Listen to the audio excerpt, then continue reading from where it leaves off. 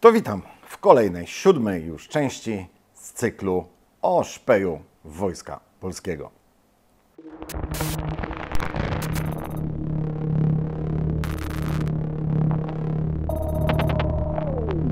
A w tejże 7. części cyklu o szpeju Wojska Polskiego postaram się w miarę szybko odpowiedzieć na pytanie, jaka powinna być nowa kamizelka ochronna, czyli kuloodporna i odłamkoodporna, przeciwodłamkowa dla Wojska Polskiego.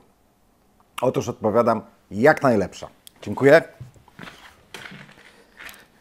Nie no, jasne. Żart, chociaż powtórzony zbyt wiele razy stanie się nieśmieszny. Postaram się dzisiaj powiedzieć, jak moim zdaniem powinna taka kamizelka wyglądać. Oczywiście będzie to tylko moja opinia. Nie trzeba się z nią zgadać. Jeśli ktoś uważa, że powinno być inaczej, zapraszam do dyskusji. Sekcja komentarzy jak zawsze pozostaje do Waszej dyspozycji. Przy tej okazji podziękuję serdecznie wszystkim patronom za wsparcie. Robicie bardzo dobrą robotę. Podziękuję też wszystkim widzom za to, że klikają nasze filmy, że je oglądają, że je komentują, udostępniają i współuczestniczą w budowaniu zasięgów tego kanału, bo to właśnie robicie. Przechodząc do rzeczy, tak jak powiedziałem, będę się starał w krótkich słowach powiedzieć, jak powinna wyglądać moim zdaniem kamizelka ochronna dla Wojska Polskiego. Gadałem już o tym w kanale Zero, Jarek Wolski mnie zaprosił. Są 2 odcinki, jeśli dobrze pamiętam, jeden jest o szpeju, a drugi jest o balistyce, czyli hełmy i kamizelki. Albo jakoś w ten deseń. W każdym razie zapraszam, możecie to bez problemu na kanale Zero znaleźć. Mam ze sobą dzisiaj kilka eksponatów. Zrobimy tak, króciutki rys historyczny, o co chodzi z tą ochroną przed kulkami i odłamkami. Przejdziemy pokrótce do stanu mniej więcej obecnego i do tego, jak ja bym to w niedalekiej przyszłości widział. Więc żeby nie cofać się za daleko, bo uzbrojenie ochronne, tak, czyli wszelkiego rodzaju pancerze, kolczugi, hełmy, tarcze i tak dalej, to wszystko nazywa się uzbrojenie ochronne, funkcjonuje od zarania konfliktu zbrojnego tak naprawdę, tak, i miało zróżnicowane przeznaczenie, typu na przykład zbroja płytowa chroniła i przed cięciem mieczem, i przed strzałą, a kolczuga chroniła tylko przed cięciem mieczem. Bo to były różne obciążenie dla zawodnika to noszącego, a konstrukcja, cena i tak dalej. Więc żeby nie wchodzić za bardzo w te wieki dawne, zacznijmy od początku XX wieku, czyli od I wojny światowej, kiedy to powrócono niejako trochę do idei pancerzy osobistych, stalowych i zaczęto wyposażać żołnierzy w indywidualne napierśniki. Tu zobaczycie to pewnie gdzieś na zdjęciu, powiększone o taką ochronę przodu tułowia i podbrzusza, zrobioną w formie takiej zakładki rybiej łuski, czegoś takiego, to się jakoś nazywa, jakieś sukienkowe, coś tak jakoś, nie pamiętam. W zbrojach to ma swoją nazwę, ale to była taka forma bardzo mocno uproszczonej zbroi. I zadaniem tego było głównie zabezpieczenie żołnierza przed postrzałem z pistoletu i cięciem bagnetem oraz walnięciem ostrym narzędziem typu łopatka piechoty, używane wtedy maczugi szturmowe i tak dalej. I to było używane głównie podczas walk szturmu na okopy. No, stalowe, ciężkie, z karabinu jak strzelił, to przebijał.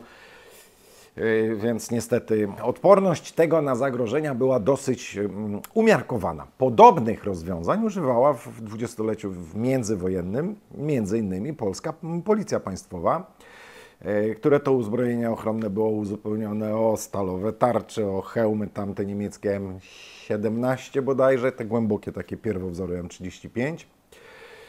Później w II wojnie światowej znowu pojawiły się te pancerze. Najbardziej znane są chyba rosyjskie, nie pamiętam ich oznaczeń, tutaj Wam napiszę, jak one się nazywały. Tam chyba były 2 wersje tego w ogóle. One były charakterystyczne, bo one były takie niesymetryczne, że z lewej strony był bardziej zakrywał, z prawej strony mniej, taki półkołnierz był, coś tam jeszcze. I to było I to było dokładnie takie samo przeznaczenie jak tych pancerzy z I wojny światowej, czyli szturmowe. I to znowu chroniło tylko nóż bagnet, saperka, czyli łopatka piechoty, postrzał z pistoletu maszynowego i odłamki, tak? W jakimś tam ograniczonym zakresie. I koniec. Strzał z karabinu, bach, dziura na wylot, pacjent jest wyłączony z walki i w ogóle nie ma o czym gadać. Ale w trakcie II wojny światowej pojawiły się po zachodniej stronie frontu głównie u Amerykanów tak zwane flak jackets albo flak vests, czyli takie, to powinniście kojarzyć z filmu na przykład Ślicznotka z Memphis. Był to rodzaj, szukam dobrego słowa, bo to nawet nie kamizelka, tunika bardziej, tak? Ale nazwijmy to umownie takiej mocno przedłużonej kamizelki, miękkiej, przeciwodłamkowej, którą stosowały przede wszystkim załogi samolotów i to głównie, znaczy generalnie stosowali wszyscy, ale najczęściej, może inaczej, prawie wszyscy, bo na przykład strzelec tej wieżyczki podkadłubowej w B-17 nie miał ze sobą nawet spadochronu, tak? Więc na tych stanowiskach w samolocie, gdzie dało się zastosować, to było dosyć duże, dosyć ciężkie, trochę krępowało ruchy, facet robił się znacznie większy, więc tam, gdzie można było to zastosować, to tego po prostu używali. Najczęściej widać to na stanowiskach tych waist gunners, czyli strzelców bocznych, czy w B-24 Liberator, czy w B-17, czy w podobnych bombowcach, tak? Dlaczego flak? Bo nazwa wzięła się z tego, bo to generalnie miało zabezpieczać przed odłamkami powstającymi podczas ostrzału samolotów bombowych przez artylerię przeciwlotniczą przeciwnika, Niemców, z ziemi. I ta artyleria, po niemiecku armata przeciwlotnicza, nazywa się Flugzeugabwehrkanone, tak? I skrótowo to jest flak. I dlatego flak, vest, flak, jacket, że to niby miało tam coś wspólnego z tą obroną przeciwlotniczą. No i to generalnie przetrwało prawie do dziś. Później po raz kolejny kamizelki przeciwodłamkowe głównie pojawiły się w czasie konfliktu koreańskiego. Oczywiście Amerykanie zaczęli tego używać, dlatego że odrobiono lekcje, przeanalizowano statystyki i wyszło, że około 80-85% strat zabitych i rannych to jest artyleria i odłamki, a nie latające kulki czy inne rzeczy. I żeby było jasne, ta statystyka, pewnie o tym jeszcze przypomnę, nie zmieniła się do dzisiaj, czego najlepszym dowodem jest konflikt za naszą wschodnią granicą rosyjsko-ukraiński. Więc Amerykanie odrobili lekcję i zaczęli wyposażać swoich żołnierzy, chyba głównie piechotę morską nawet, w miękkie kamizelki przeciwodłamkowe, które później już ewoluowały w kamizelkę, ona miała chyba M52, znana już z wojny w Wietnamie, używana była przez pododdziały piechoty morskiej. Ona była dosyć ciekawą kamizelką, bo łączyła w sobie już jako chyba pierwsza miękką osłonę balistyczną, czyli tam był chyba nylon balistyczny albo coś takiego. I na zewnątrz, na wysokości brzucha, tak powiedzmy do dolnych żeber mniej więcej, tak pod mostkiem trochę się to kończyło. Były wstawione takie płytki zachodzące trochę na siebie. Materiał, się dobrze pamiętam, nazywał się Doron. I to takie było, tam było po kilka tych płytek plus miękka balistyka. Równolegle do wojsk, do armii zaczęto wprowadzać miękkie kamizelki przeciwodłamkowe. Armia wprowadziła sobie pierwsze kamizelki miękkie z nylonu balistycznego, z pokrowcem z nylonu, przypominające dokładnie formę kamizelki. Suwaczek, zatrzaski, jeszcze nawet w pierwszych wersjach były pagoniki i nie było osłony szyi. Później pojawiła się kamizelka nazywana M69 albo 3/4 collar vest, czyli z tym takim kołnierzykiem 3/4. Ta poprzednia nie miała kołnierzyka, miała pagony i zasadniczo tym się różniła. Z kieszonkami, zapinana na suwaczek, z możliwością dostosowania rozmiaru po bokach. To jest dość wygodne, tak? Naprawdę to jest dość wygodna kamizelka. Chroni przed odłamkami, może przed postrzałem z pistoletu i na tym kończą się jej właściwości ochronne. Później po Amerykanach lekcje zaczęli odrabiać już wszyscy dookoła. I w latach 70. i 80. nastąpił wysyp tych osłon balistycznych wprowadzanych do armii brytyjskiej, do armii radzieckiej, wtedy jeszcze na Afganistan. I Amerykanie poszli to bardziej, zaczęli to rozbudować. No, zaczęto dostrzegać wagę osłony kuloodpornej i przeciwodłamkowej żołnierza na świecie, tylko nie u nas, bo u nas to się nie liczyło. No i Amerykanie w latach 80. wprowadzili sobie system PASGT, czyli Personal Armor PASGT, System Ground Troops, Personal Armor System Ground Troops. I to jest jeden z elementów tego systemu. Drugi Wam pokazywałem wcześniej w filmie o kaskach. Tam było odniesienie do hełmu PSGT, czyli Fritza. Tutaj mamy kamizelkę PSGT przeciwodłamkową też. Już widać, że troszeczkę inaczej jest przekonstruowana, już starano się zwiększyć zakres ruchów żołnierza w barkach, starano się dać mu jakąś tam swobodę ruchów ciała przez zastosowanie elastycznych taśm po bokach. No już taka troszeczkę bardziej nowoczesna kamizelka, acz dalej głównie przeciwodłamkowa. Później zaczęto wprowadzać w armii amerykańskiej i na świecie to dalej ewoluowało. Amerykanie zauważyli potrzebę ochrony przed pociskami, więc pojawiły się te pancerze RBA, pojawił się system Spear. Równolegle w innych krajach też to się zaczynało rozwijać. Pojawiły się pierwsze płyty, które miały chronić przy postrzale pociskiem już.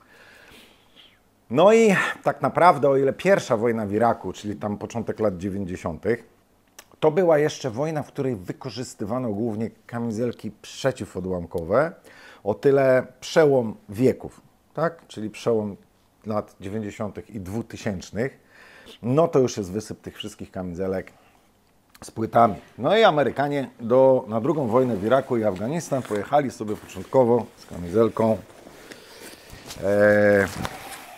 IBA, czyli Interceptor Body Armor. Bazą była oczywiście kamizelka, ale co ciekawe, była to już kamizelka modułowa. Ona jest zapinana tutaj na rzepiki i zatrzaski. Ma miejsce z przodu i z tyłu na płytę, ale do bazowej kamizelki, jak widzicie, można dopiąć sobie kołnierzyk. Można dopiąć boczne kieszenie na płyty balistyczne. W sumie byłyby już 4, to wchodziły mniejsze, przód, tył wchodziły większe. I to dopina się z pomocą systemu Mole Pulse, żeby nie było. Dodatkowo, nie wiem, czy to będzie dobrze widać, ale tu wewnątrz są takie montowane osłony tutaj tej części pod pachą, przeciwodłamkowe. Do tego jeszcze dochodzi montowany z przodu tak zwany najajnik, czyli ochrona krocze, jak widzicie. I do tego jeszcze do ramion można sobie przypiąć naramienniki. To są już z nowszej kamizelki, którą Wam za chwilę pokażę, ale poza tym, że te są w multikamie, a tamte były w szarej szmacie, czyli w kamuflażu UCP, nie różnią się dokładnie niczym. Więc Amerykanie stworzyli sobie pierwszą tak naprawdę modułową osłonę balistyczną, którą można było nosić w konfiguracji stricte przeciwodłamkowej, tak jak tu bez wkładów, i konfigurację przeciwodłamkowo-kuloodpornej, czyli z wkładami. Można było uzupełniać ochronę o boczne wkłady, powiększać ochronę przeciwodłamkową, o te ochrony pod pachą, o kołnierz i o naramienniki. A my w tym czasie dzielnie używaliśmy kamizelek OLV, KLV i DMV. KLV była kamizelką dla kierowców, czyli o stosunkowo małej powierzchni ochrony. Tam była miękka balistyka zabezpieczająca przed odłamkami i balistyka twarda w postaci, a jakże, płyt stalowych. Zresztą we wszystkich tych 3 kamizelkach za ochronę przed pociskiem odpowiadała płyta stalowa, gdzie Amerykanie od lat już stosowali balistykę opartą na ceramice. Dlaczego lepsza jest ceramika? Dlatego, że ceramika lepiej po pierwsze pochłania energię, po drugie można zrobić ceramikę w formie stand-alone, czyli płyty samonośnej, samodzielnej, nie wymagającej żadnego podkładu pod spodem.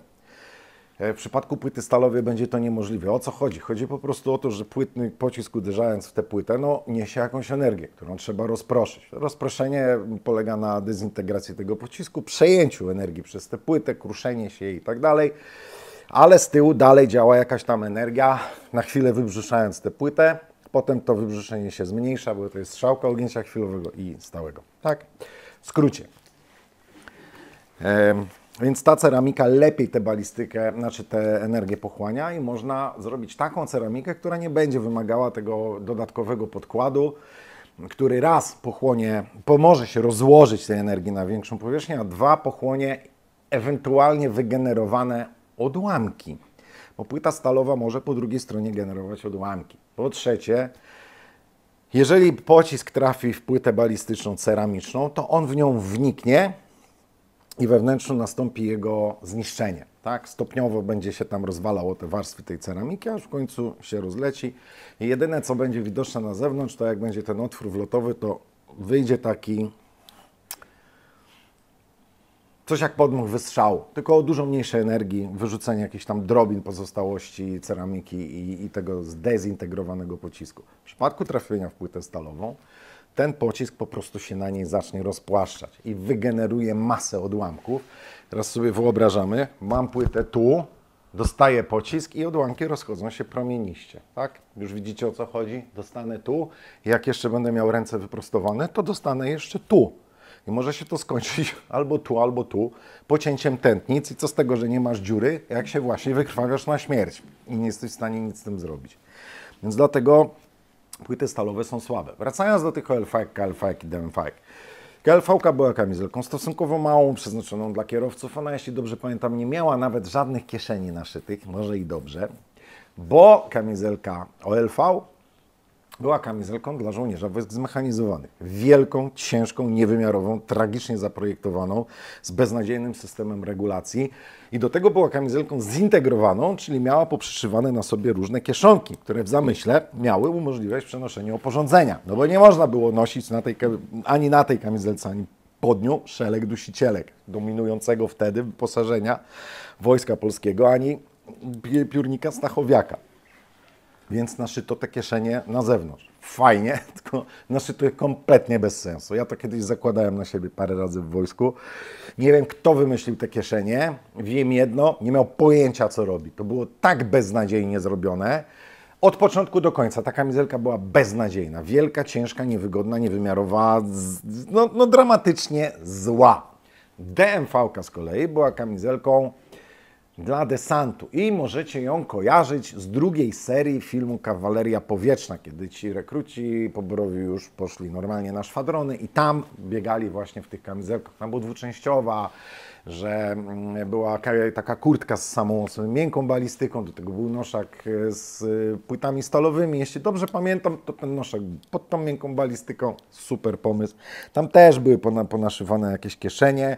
No ale to już było wygodniejsze i zaprojektowane dużo bardziej z sensem. I z tymi osłonami balistycznymi pojechaliśmy sobie na wojenkę, gdzie, jak mówiłem już wcześniej, nie było brutalnego zderzenia z rzeczywistością, tylko nastąpił sierpowy wryj i kop w krocze, jeśli chodzi o wyposażenie osobiste żołnierza polskiego. Skończyło się tak, że nasi żołnierze, żeby móc w ogóle działać w jakiś normalny sposób, dostawali oficjalnie od sojusznika amerykańskiego kamizelki IBA, czyli IBA.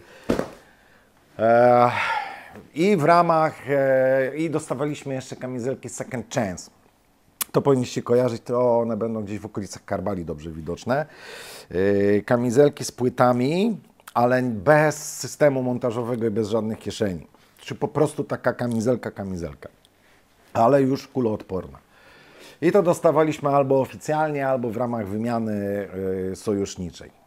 No i zanim się jeszcze Irak skończy, jakiś 2009-2010 rok, nie, wcześniej, 2000 chyba 8-9. Zrobiliśmy sobie nową polską kamizelkę.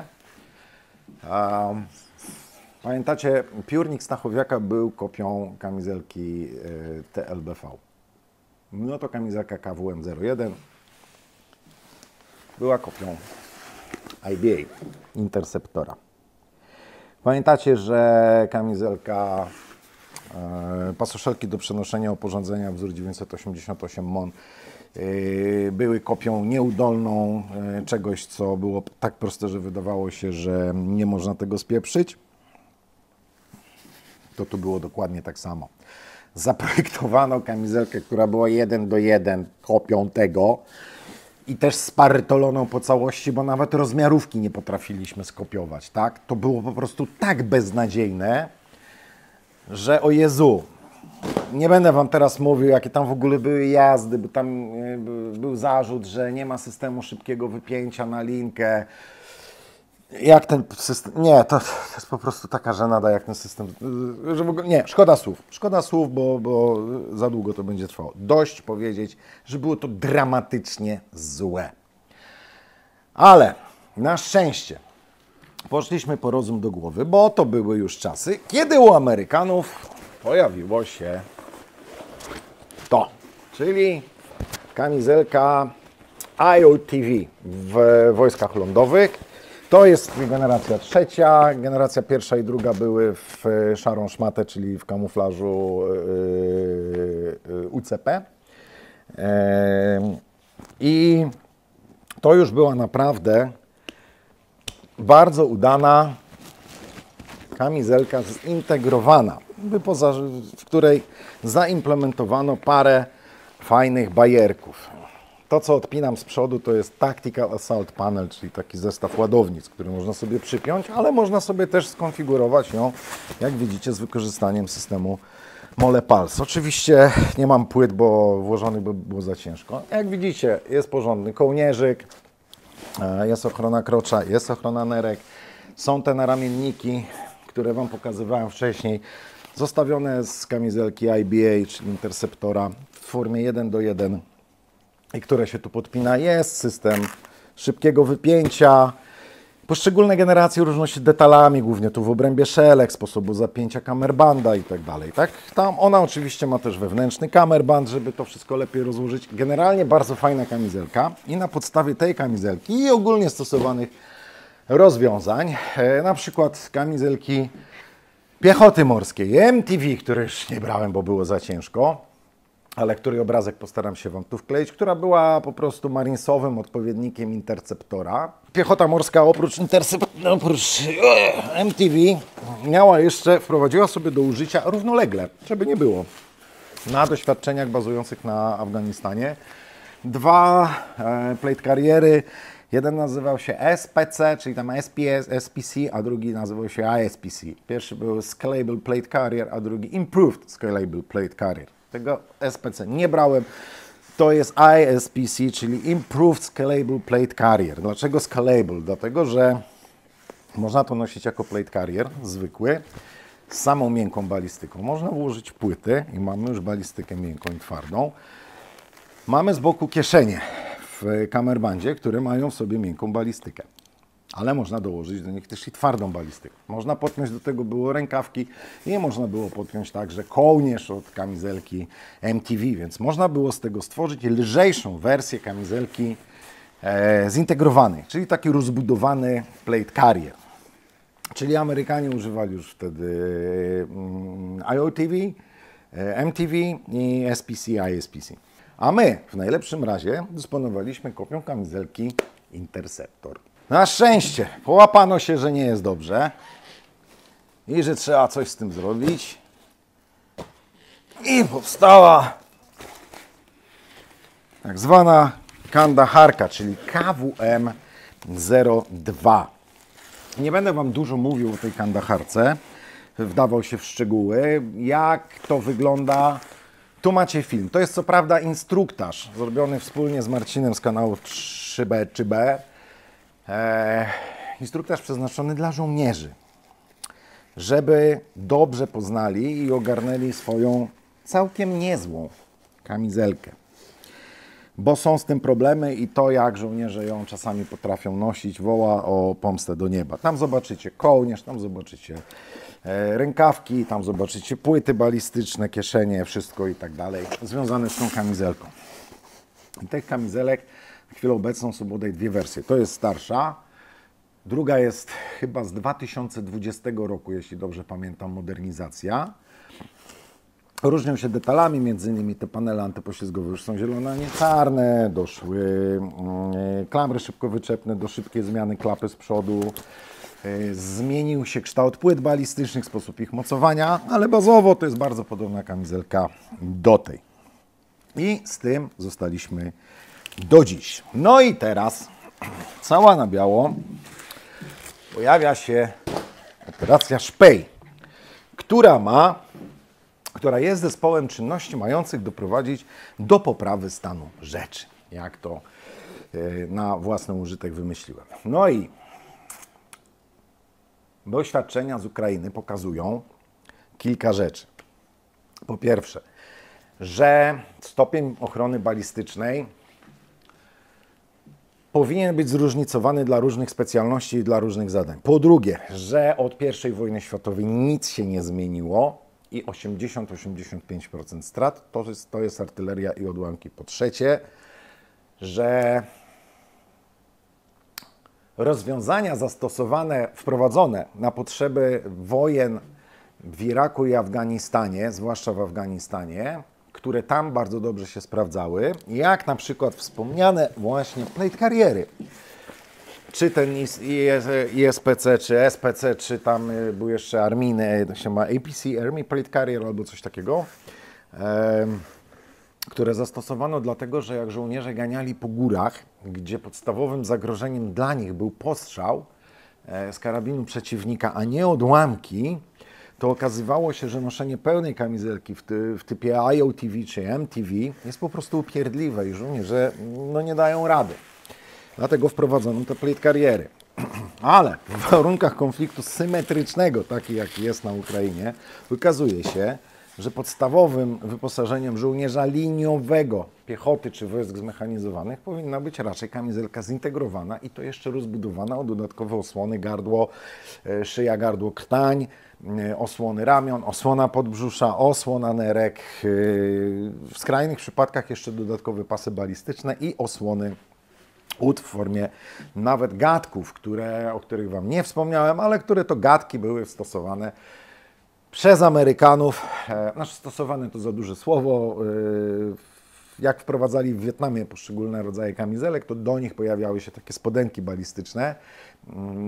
One tam chroniły klejnoty i tętnice przed uszkodzeniem. Tylko były tak niewygodne i tak utrudniały poruszanie się, że zasadniczo nikt tego nie nosił i znaleźć to na zdjęciach w użyciu to jest naprawdę duży wyczyn.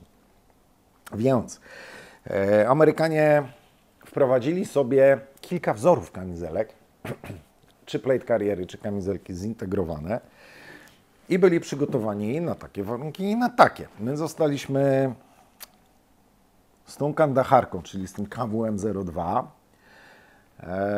bo to nam zostało po Iraku, Afganistanie. Ukraina pokazuje, co pokazuje. Tylko że Ukraina pokazuje też to, co mówiłem jako pierwsze, że nie każdy musi mieć pełną osłonę balistyczną w rodzaju kandacharki z dodatkami.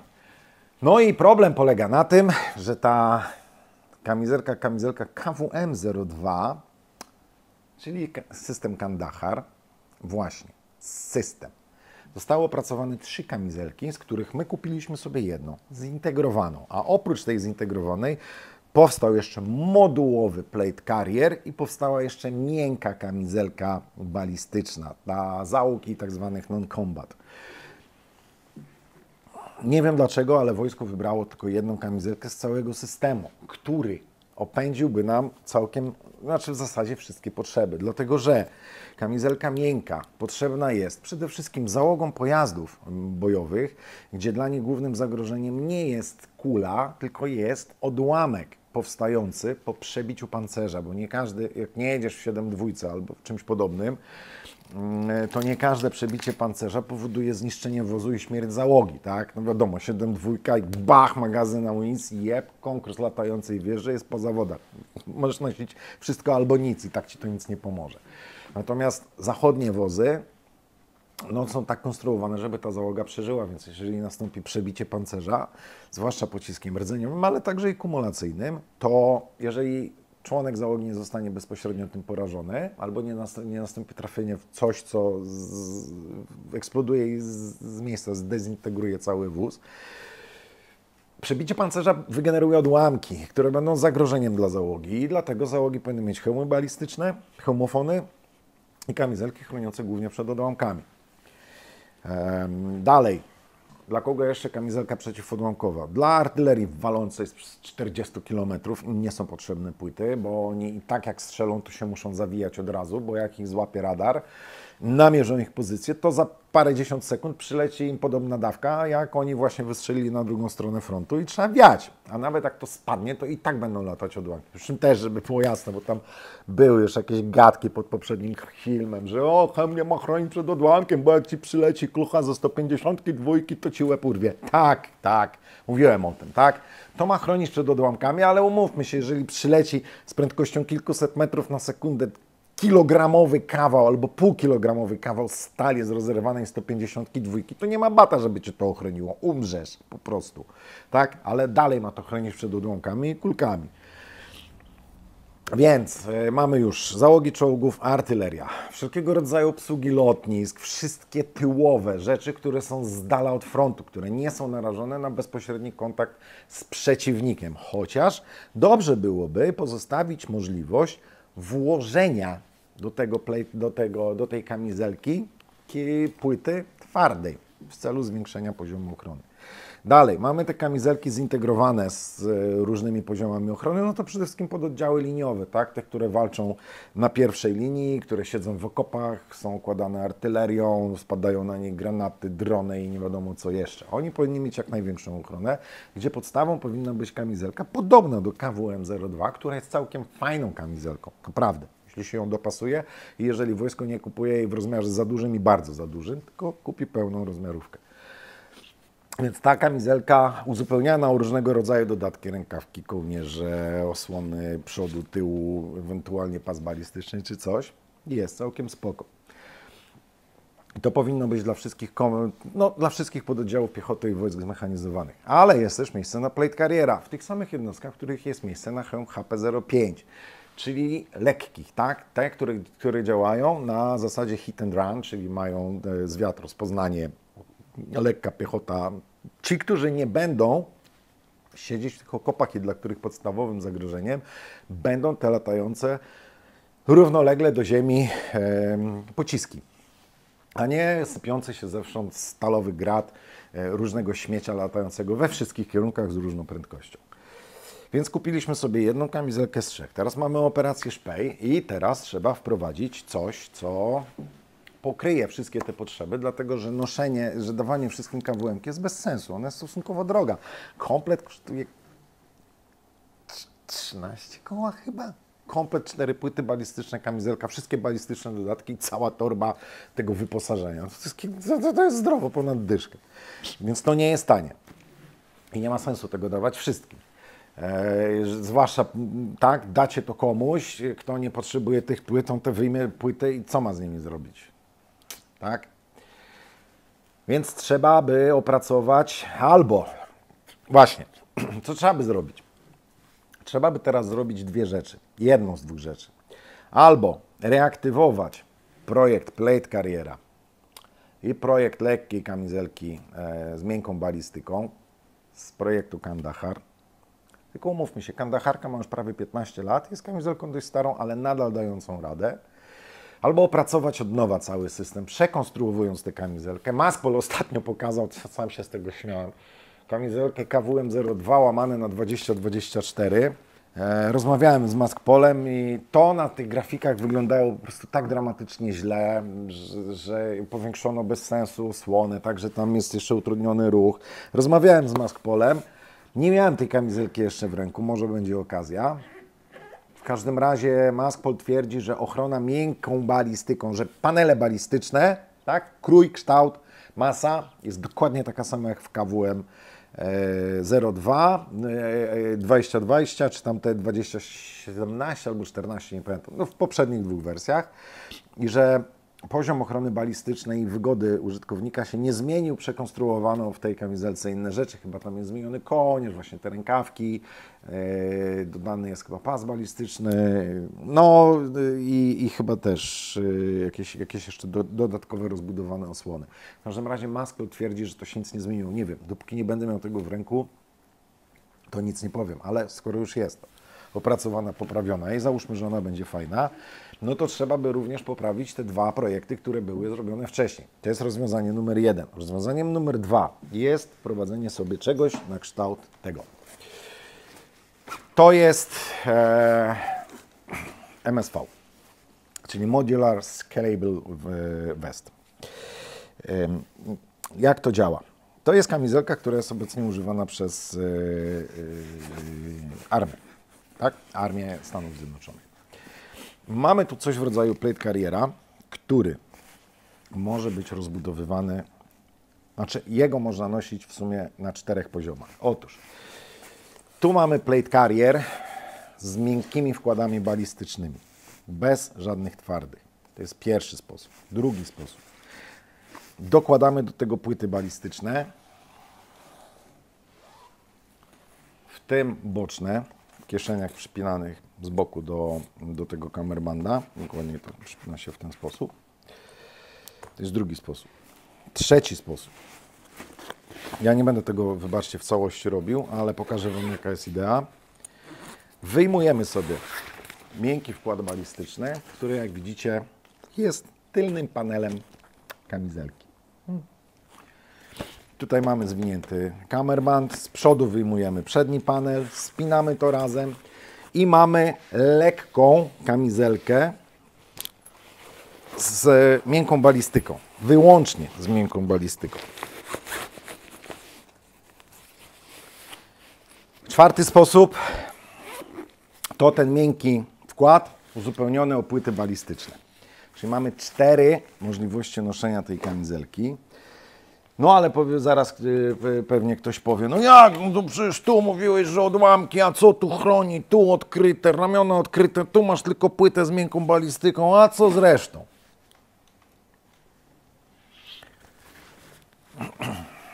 A no to jest amerykański combat shirt do tej kamizelki. Widzicie, że on jest sztywny? Dobrze widzicie, dlatego że te doczepiane rękawki zostały już wszyte tu po prostu na stałe. Do łokcia tu jest ochrona przeciwodłamkowa, z przodu jest troszeczkę cieńsza, ale też ochrona przeciwodłamkowa, z tyłu na plecach i karku jest ochrona przeciwodłamkowa, na drugim rękawie jest to samo i kołnierzyk też jest przeciwodłamkowy. Na poziomie trochę słabszym niż na przykład w kamizelce IOTV, ale jest. Oczywiście w teorii wygląda to fajnie, w praktyce to jest dosyć upierdliwe, żołnierze niespecjalnie lubią ten combat shirt, jest ciężki, ludzie się pocą, niechętnie to noszą. Co z drugiej strony, jakby kulki zaczęły latać nad głowami, to myślę, że zmieniliby zdanie bardzo szybko. I jeszcze do tego zestawu jest pas, oczywiście w systemie modułowym, z wypełnieniem balistycznym i powrócono do idei balistycznych gatek. Czyli mamy już bardzo mocno rozbudowaną osłonę balistyczną. O ile nie jestem zwolennikiem tego combat shirta, o tyle idea tej modułowej Scalable Modular Vest bardzo mi się podoba. Zwłaszcza, że mamy takie rozwiązania u nas już zaprojektowane.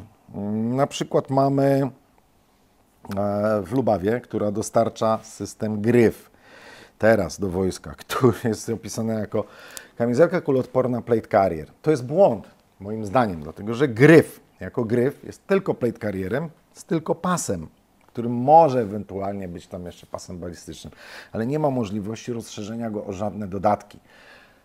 I teraz wojsko to kupuje, gdzie już wiemy po Ukrainie, że zagrożeniem 80-85% strat to są odłamki.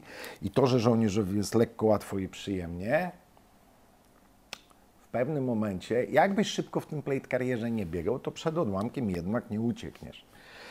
Takie jest moje zdanie. Dlatego warto by było zrezygnować z tego Gryfa, którego nie można rozbudować o dodatkowe panele i który ma jeszcze parę innych. Mam nadzieję, że tego Gryfa w ogóle uda mi się zdobyć. To Wam pokażemy z Marcinem, o co w tym Gryfie chodzi, z Marcinem z Czybę. Pokażemy Wam, o co w tym Gryfie chodzi i co naszym zdaniem należałoby w nim poprawić, żeby to zaczęło fajnie działać. Ale wracając, Lubawa ma w ofercie modułową kamizelkę ochronną MKO02 oraz kamizelkę kuloodporną zintegrowaną GSR 2020, które właśnie są takimi, bardziej mi się nawet podoba pod tym kątem skalowalności, ten GSR 2020, dlatego że on ma trochę większą, bardziej rozbudowaną, miękką osłonę przeciwodąkową. I przez to, moim zdaniem, lepiej spełniłby wymagania współczesnego pola walki. Są też firmy prywatne, tam Husar chyba Group ma coś w swojej ofercie, Templars Gear ma w swojej ofercie, nie wiem jak tam z Gingersem, czy mają, bo mają, na pewno mają plate carriery. Ale czy mają jakieś takie możliwości rozbudowania o zintegrowane rzeczy, to nie wiem. Ale jest z czego wybierać, tak? Moim zdaniem Gryf nie.